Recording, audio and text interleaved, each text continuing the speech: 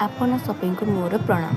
आपनको मु पूर्व वीडियो रे देखाई कि प्रभु बाहागर एबे मु आपनको प्रभु गुआली यात्रा विषय रे कहबी जहाँकि आपण यही वीडियो माध्यम बुझीपारे और सहजरे घरे मध्य करें। से प्रथमे आपण को ठाकुर को नूतन वस्त्र एवं अलंकार सह पुष्पमाल्य सुसज्जित करी प्रभुंकर मंगलार्पण करी तांको एक विमान रे बसाई नहीं आपण पाखरे जदि एक स्वतंत्र गृह थाए आपण सेठारे नहीं तांको बंदापना करिपारंदी किंबा मो पाखरे सेपरी एक गृह नथिबारु मु जम्बेश्वर महादेव उद्देश्य रे मोर घरे थिबा एक लिंग पाखक प्रभु को नहीं जाइथिली।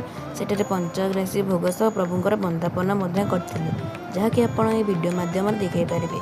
मु प्रभु को भोग अर्पण कर सारिया पर प्रभुंकर बंदापना करिथिली एवं आम अंचल नवविवाहित जेपरी बंदापना करापरी बंदापना कराइली आपण मैंने बुझीपारे ना कारण पुरी मंदिर में एपरी बंदापना कराए तेणु मुझ आम अंचल रीति अनुसार प्रभुंर बंदापना करी शेष पुणी मंदिर को ठाकुर को नहीं जाइली।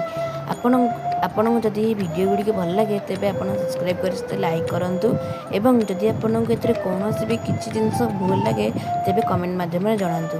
आज एति आपनको नमस्कार। जय जगन्नाथ।